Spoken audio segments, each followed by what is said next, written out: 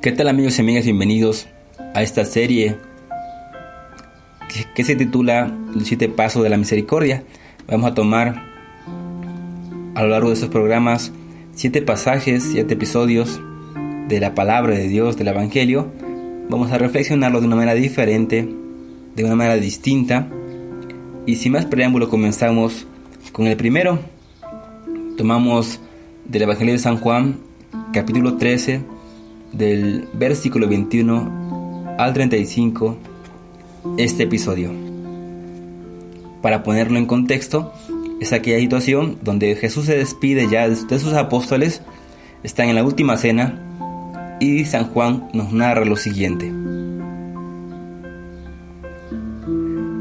Dicho esto, se conmovió Jesús hasta lo más profundo del alma y dijo: en verdad les digo que uno de ustedes me va a entregar. Sus discípulos se miraban unos a otros, no hallando de quién lo dijese. Uno de ellos, aquel a quien quería más Jesús, estaba recostado sobre su pecho. A ese le preguntó Simón Pedro, a señas: dime, ¿a quién se refiere? Reclinado como estaba sobre el pecho de Jesús, le preguntó aquel: ¿quién es ese, Señor? Y Jesús le dijo: es uno a quien yo dé el pedazo de pan que voy a mojar. Y luego tomó un pedazo de pan, lo mojó y se lo dio a Judas, hijo de Simón Iscariote. Y luego que éste tomó el bocado, se le metió Satanás. Enseguida le dijo Jesús: lo que andas haciendo, hazlo pronto. Ninguno de los comensales entendió por qué le había dicho esto. Unos pensaban que como Judas tenía la bolsa de dinero a su cargo, le había dicho Jesús: anda a comprar las cosas, lo necesario para la fiesta. O bien le encargaba que les diera algo a los pobres. Judas tomó el bocado y salió en el acto. Ya era de noche. Cuando hubo salido Judas, dijo Jesús: ahora fue glorificado el Hijo del Hombre, y Dios ha sido glorificado también. Y Dios lo glorificará en sí mismo, y pronto lo ha de glorificar. Hijos míos, todavía estaré un poco con ustedes. Me buscarán, y como les dije a los judíos, a donde yo voy, ustedes no pueden ir. Eso mismo les digo ahora. Este nuevo mandamiento les doy: que se amen los unos a los otros, como yo los he amado, para que ustedes también se amen mutuamente. En esto conocerán que son mis discípulos, en que se aman los unos a los otros. Palabra del Señor.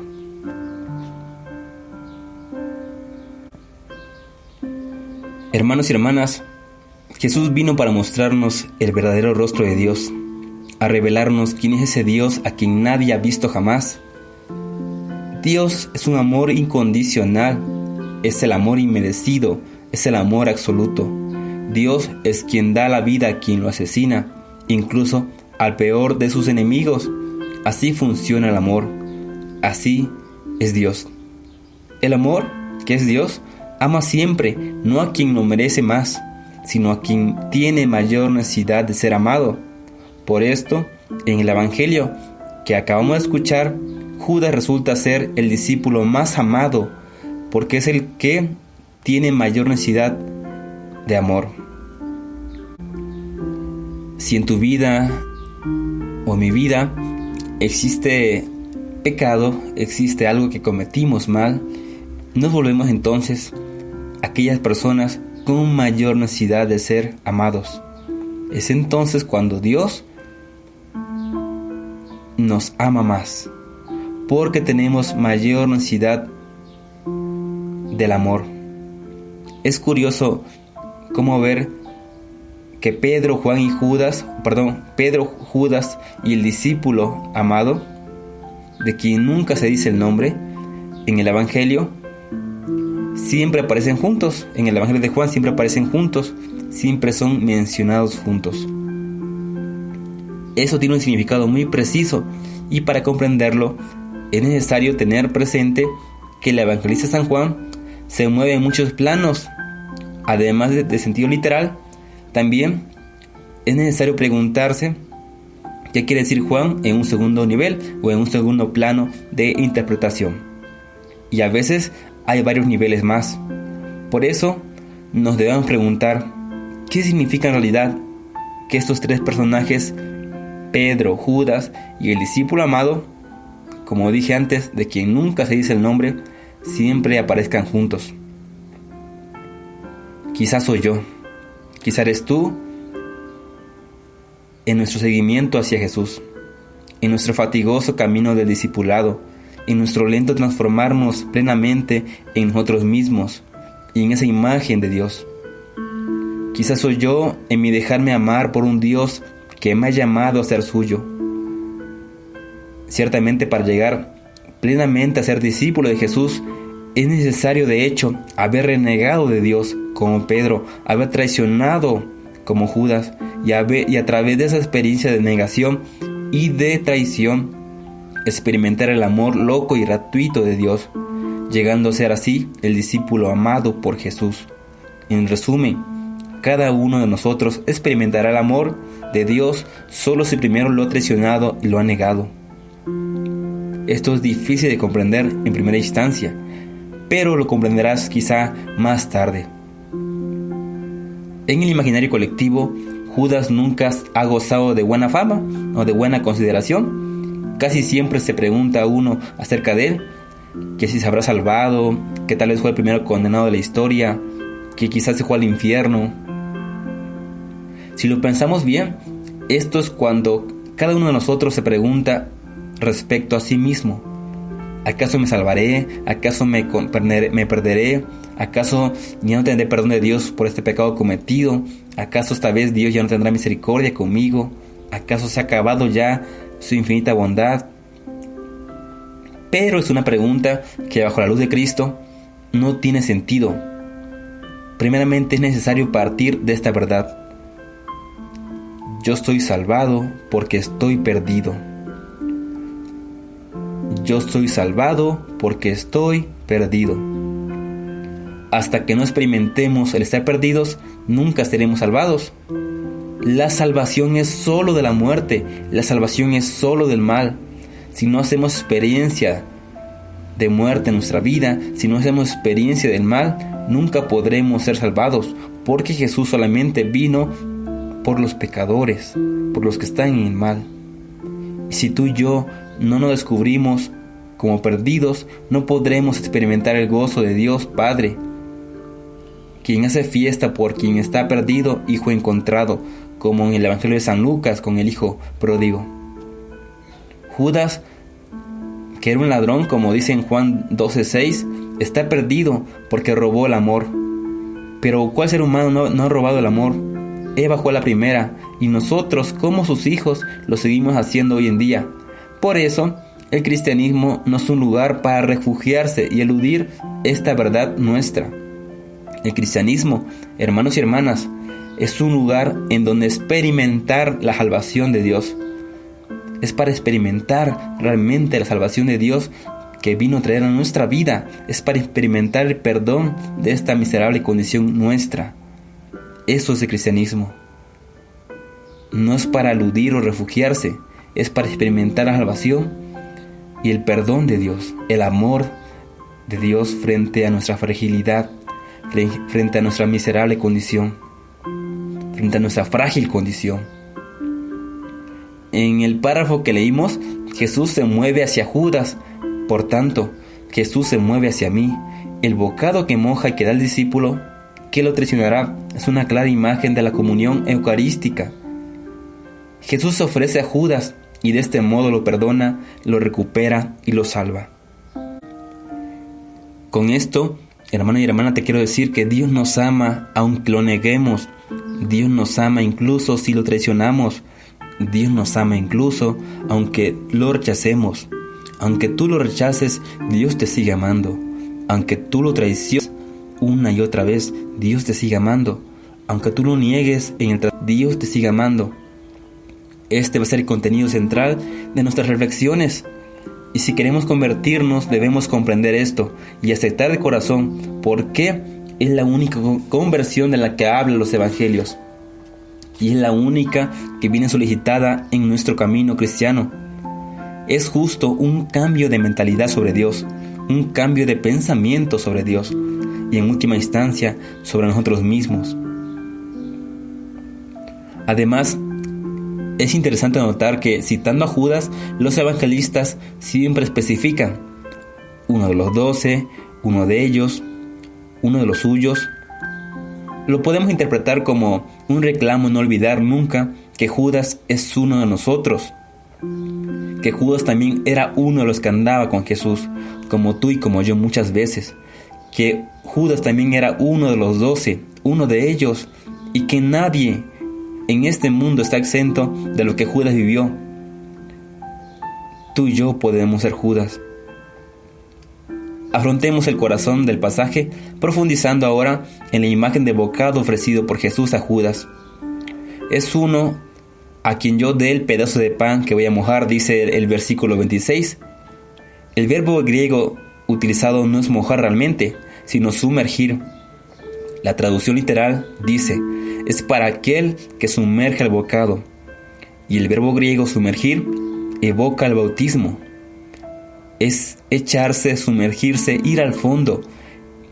El bocado que es sumergido y ofrecido es una clara referencia al cuerpo de Cristo, sumergido en la muerte y entregado para comunicar la vida.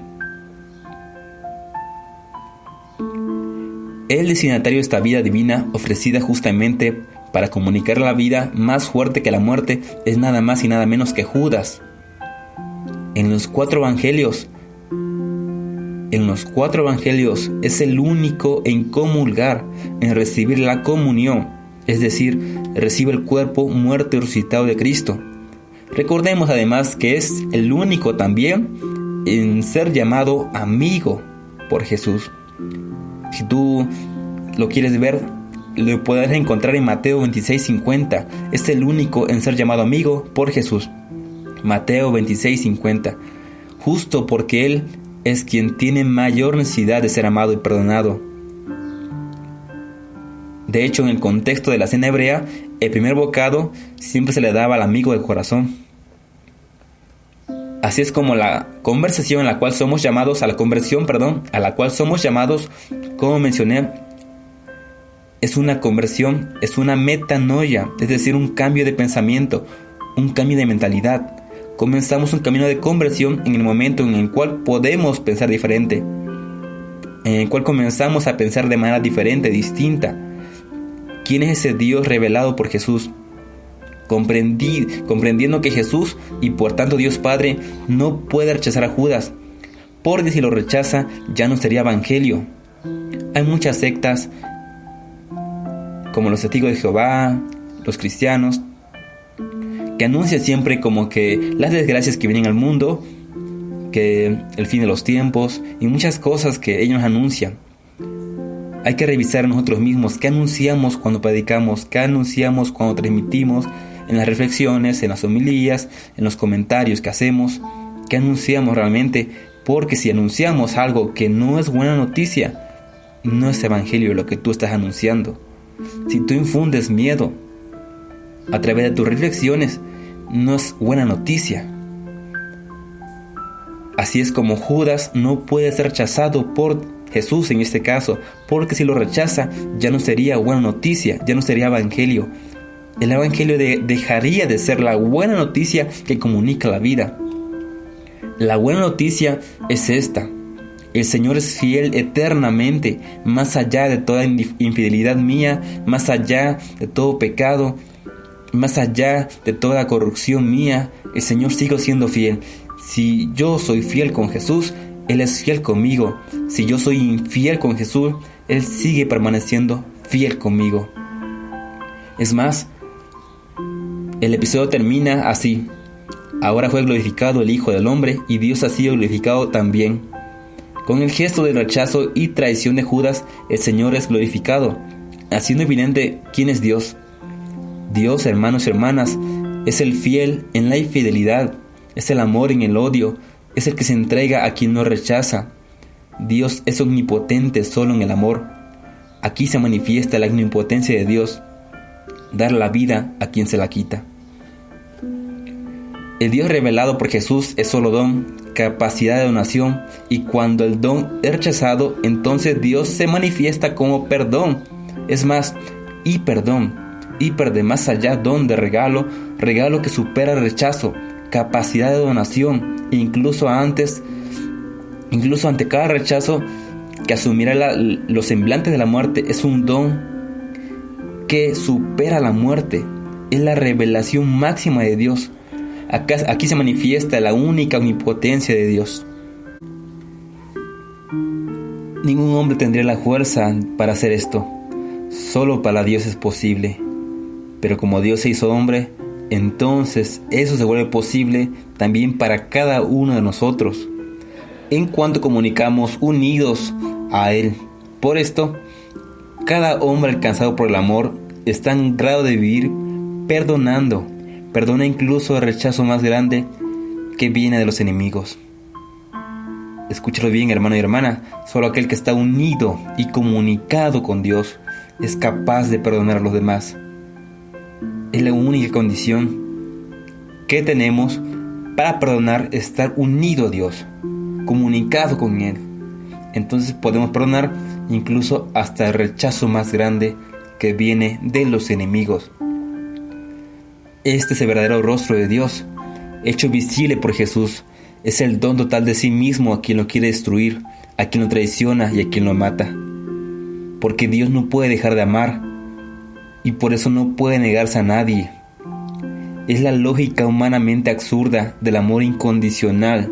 Dios no rechaza a nadie, por mucho mal que haya hecho, por muchos pecados que tenga dentro, por mucha corrupción, por todo el infierno que te pueda habitar, por todo el mal que hayas cometido, por todo el pecado donde te hayas perdido.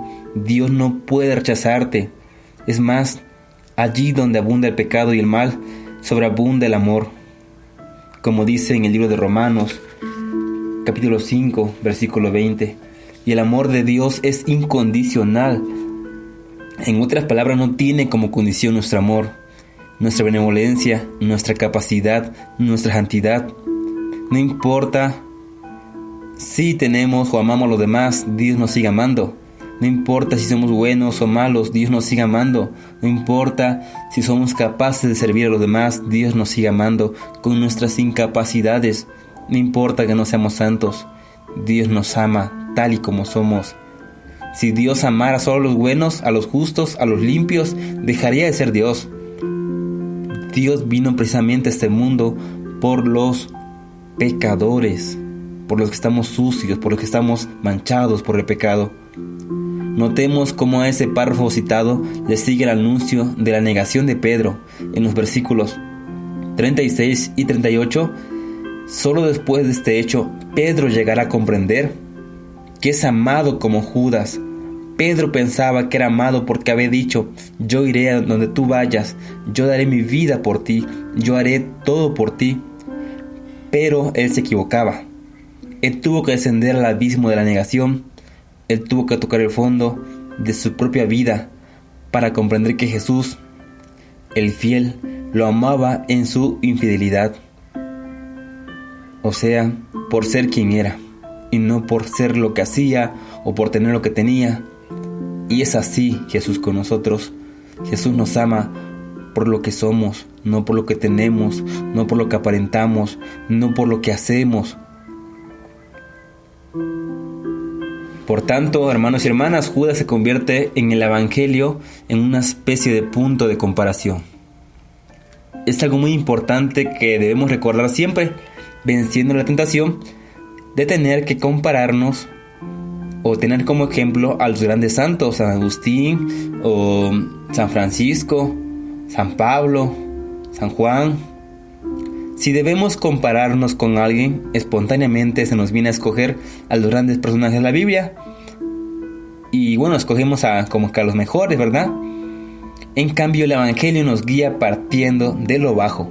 Es decir, es Judas nuestro modelo. No porque debamos hacer como él, sino porque tú y yo ya somos así. Y cuando comprendemos esto, que somos amados así como somos, O sea, así como Judas, el Judas que llevamos dentro, comienza un camino de seguimiento, porque comprendemos que no es nuestra buena y santa acción, no es nuestra fidelidad la que nos vuelve amados de Dios, sino es su amor que nos permite unirnos a Él. Si no experimentamos el amor, nunca iremos a ninguna parte. Nuestro intento de hacer las cosas por Dios solo será presunción y soberbia. Solo si nos reconocemos en Judas como Él y tocamos el fondo del mal como Pedro, podemos llegar a ser el discípulo que Jesús amaba. Y cuando ya experimentamos que Jesús nos ama de manera inmerecida y de manera loca, comenzamos un verdadero camino de configuración en el amor, un camino de transformación en Él. El primer paso de la santidad, es decir, la vida cristiana del verdadero discípulo, es la conciencia de que Jesús murió por los pecadores, por mí que he cometido pecados, por mí que soy un desgraciado, es decir, un sin gracia. Sin Él no tengo gracia. Si yo lo rechazo, Él no me rechaza. Si yo lo traiciono, Él no me traiciona, Él me ama. Si yo lo niego, Él me ama todavía más. Dios es aquel que permanece fiel cuando yo soy infiel. Y es así, ese Dios, ese amor absoluto. Si comprendo esto, llego a ser el discípulo amado, comprendo quién es Dios, el amor absoluto. El evangelista San Juan dice: dicho esto, se conmovió Jesús hasta lo más profundo del alma. Lo encontramos en el versículo 21. Y quiero decirles que la conmoción de Jesús aparece solamente 2 veces en el Evangelio. En todos los 4 Evangelios aparece solamente 2 veces. Aquí y en de la tumba de su amigo Lázaro. También en el libro de Juan, en el Evangelio de Juan, capítulo 11, versículo 3. Jesús está conmocionado porque en ambos casos su amigo, Lázaro y Judas, están experimentando la muerte. En los Evangelios sinópticos, en este punto Jesús dice: el Hijo del Hombre ya se va, como se escribió de él, pero ay de aquel hombre que va a entregar al Hijo del Hombre, a ese le valdría más no haber nacido. Lo encontramos en Mateo, lo encontramos en Marcos, lo encontramos en Lucas, pero la traducción de ay sería mejor como ay de mí, es decir, yo sufro. Jesús padece, llora, porque el amigo está experimentando el mal y él siente el dolor que Judas se provoca a sí mismo. Cuando nosotros cometemos algún pecado, no es que le hagamos mal a Dios, no es que lo crucifiquemos otra vez como muchas veces tenemos esa idea, sino que al hacernos mal a nosotros mismos, Jesús sufre, no porque le hacemos daño, sino porque le hacemos daño a la figura, a la persona que más ama, y la persona que más ama somos nosotros mismos. Nosotros mismos nos hacemos daño. La conmoción de Jesús indica todo su amor por Judas. Está conmocionado no por el mal que le hace Judas, sino por el mal que se hace quien lo rechaza. Porque quien rechaza al ser amado se está perdiendo. El mayor mal que podemos experimentar es el no sentirnos amados. El no aceptar ser amados con nuestras limitaciones, el no aceptar ser amados con nuestros problemas, el no aceptar ser amados con todo lo pequeño que somos y tenemos, con nuestras preocupaciones, con aquello que nos limita, con nuestros pecados, con todas nuestras suciedades encima, con todos nuestros defectos. Es el único pecado que jamás podrá ser perdonado, como dice en Mateo 12:31, como tendremos ocasión de ver más adelante. El pecado también es nuestra parte del Evangelio. El Evangelio quiere decir buena noticia, y el pecado no es más que nuestra buena noticia. Es el lugar límite donde experimentamos el Dios amor, el que habita en toda limitación, transformándola en lugar de comunión, en lugar de encuentro. Y por eso es que por el pecado Cristo muere. De algún modo Judas representa el lado oscuro de nosotros mismos, tuyo y mío. Es el lado oscuro que nosotros mismos no deseamos conocer, pero cada vez que nos escondemos de Dios, de la misericordia, y le escondemos nuestro lado oscuro, nos alejamos más de Él, nos alejamos de la salvación. Fuera del sol que ha venido a visitarnos de lo alto, como dice Lucas, para sanar nuestro mal y reconducirnos al abrazo del Padre. Pero si rechazamos el dejarnos alcanzar por Dios, la solución siempre será salvarnos por nuestros propios méritos, por nuestros propios sacrificios, incluso por nuestras obras. Y las obras no pueden salvarnos, por más santas que puedan ser las obras que hagamos. No pueden ser las obras las que nos den la salvación. Pablo lo dice claramente, no son las obras las que nos salvan, sino la fe. Lo dice en Efesios 2, del 8 al 10. Y tener fe quiere decir justamente el reconocer el amor que proviene de Dios, el acoger y aceptar el amor que viene a salvarnos, extender los brazos y consumirnos en un solo grito: acuérdate de mí. Recordamos también en Ezequiel 37:13, donde dice: y reconocerán que yo soy el Señor cuando abra sus sepulcros y los levante de allí, pueblo mío. Hasta que no experimentamos a un Dios que abra nuestros sepulcros y nos alcanza en nuestro pecado más sucio, más contaminado, el peor pecado, no sabremos nunca quién es Dios para nosotros. Quedará siempre el Dios de la mente, el de los conceptos, el de las ideas, aquel Dios que está muy alejado de nosotros, un Dios a quien conquistar, un Dios que tenemos que tener contento con los actos morales o rituales que hagamos, un Dios de principios, un Dios de la moral, un Dios de ideas, en resumen, un ídolo, como dice San Gregorio de Niza. Los conceptos son los ídolos, únicamente el asombro conoce. Únicamente el encuentro te va a llevar a conocer realmente quién es Dios. No son lo que tienes en la cabeza, es lo que tú tienes y lo que sientes en el corazón, lo que experimentas a través de toda tu vida. Será el estupor quien nos sorprenderá con lo sucedido, porque por el amor que nos alcanzó inmerecidamente, por la belleza del amor que vino a levantarnos, para darnos a conocer quién es Dios verdaderamente, y por tanto a salvarnos. Todavía una palabra más sobre el bocado ofrecido a Judas. El evangelista San Juan nos dice, él conocía bien el Antiguo Testamento, por ejemplo cita con frecuencia el libro del Cantar de los Cantares, y por tanto podemos descubrir en este caso los ecos del pequeño libro bíblico que narra la historia de Ruth, la mujer que casándose con Boaz entrará a formar parte de la genealogía de Jesús. Ruth, la que no quiso abandonar a su suegra a fin de procurarse alimento, va a espigar al campo de Boaz, quien, conmovido por su historia, decide ayudarla y la acoge entre sus siervos. A la hora de comer, le dice Boaz: arrímate, come este pan y moja en el vinagre tu bocado. Entonces Ruth se sentó junto a los segadores, mientras que Boaz le daba del potaje y comió hasta llenarse, y aún le sobró. Eso lo podemos encontrar en el libro de Ruth, capítulo 2, versículo 14 y siguientes. Recordemos que en el Evangelio de Juan se habla de vinagre, cuando Jesús está clavado en el madero. Como Boaz desposa a Ruth, también así es Jesús desposa a la humanidad en la cruz. Para Juan, la cruz es el tálamo nupcial. Así es que debemos creer que en ese bocado sumergido, de hecho el verbo griego es el mismo usado en Ruth, Judas es desposado por Cristo. Por otra parte, sabemos que la Eucaristía brota de la cruz. Jesús, dando a Judas el bocado sumergido, se está uniendo a este hombre, se está entregando a este hombre. Hay una unión perfecta. Por tanto, el gesto no es cumplido para descubrir al traidor, sino para revelar el amor. Es un texto de gran intensidad y marca el paso fundamental que una vez más se quiere subrayar. Si comprendo que Dios es aquel que me ama en el mal, si comprendo que Dios es aquel que me ama en el pecado, en la traición, entonces yo comprendo que soy el discípulo a quien Jesús ama.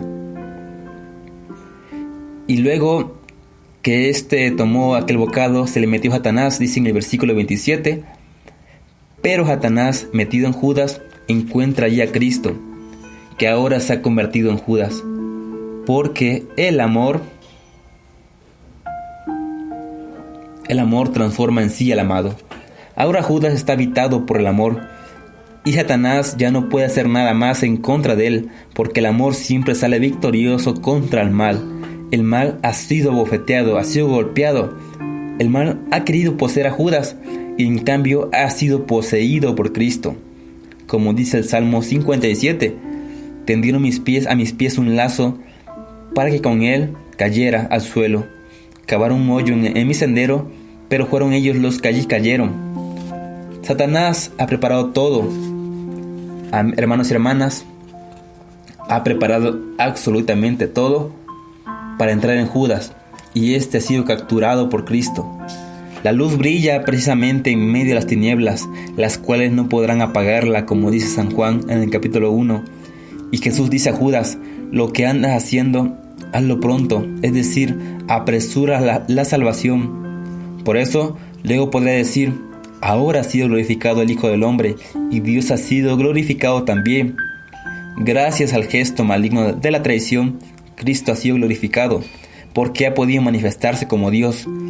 En el texto griego es usado el verbo en pasado, fue glorificado, porque la traición de Judas no es sino solo un momento, es como si la cruz ya hubiera vencido. Hermanos y hermanas, para terminar, te digo esto: el amor trae la victoria solo allí donde conoce la derrota. En el gesto de amor de Jesús hacia Judas, está toda la gloria de Dios, porque Él se entrega a sí mismo por amor a quien lo mata, a quien lo traiciona. Dios no recibe la gloria para sí, no tiene necesidad de ella.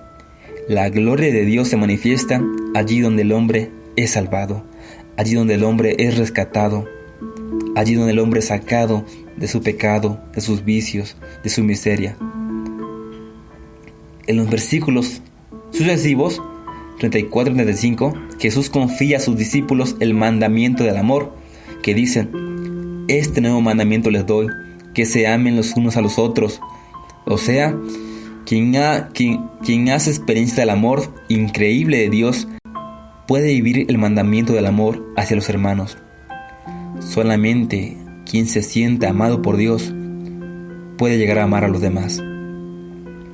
Solamente quien se sienta arrullado, cobijado por esa ternura, por esa comprensión, por ese cariño que proviene de Dios, esa persona también podrá dar ese cariño, esa comprensión, ese amor a los demás. Solo porque soy amado, llego a ser capaz de amar. Solo porque soy querido, llego a ser capaz de querer.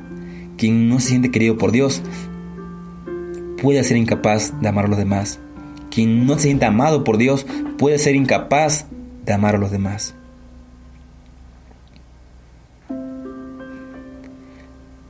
Muy bien, hermanos y hermanas, esto ha sido el primer capítulo de esta serie, Pasos de Misericordia. Gracias por escuchar ese primer mensaje y te invitamos a que esperes el siguiente.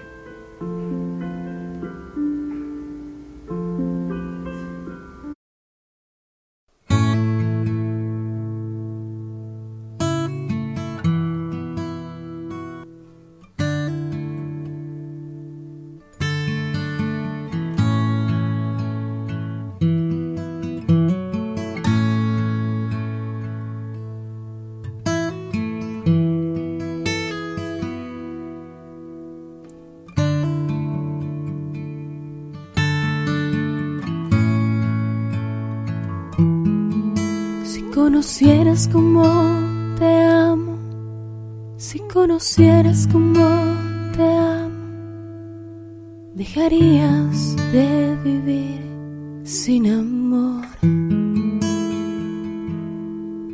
Si conocieras cómo te amo, si conocieras cómo te amo, dejarías de mendigar cualquier amor. Si conocieras cómo te amo,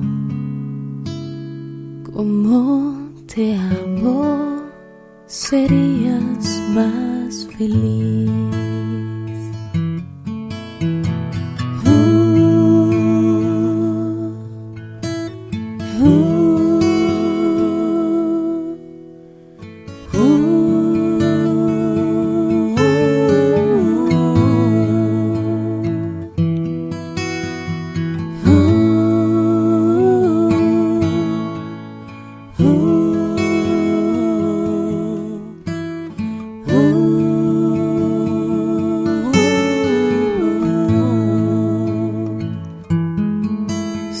conocieras cómo te busco, si conocieras cómo te busco, dejarías que te alcanzara mi voz.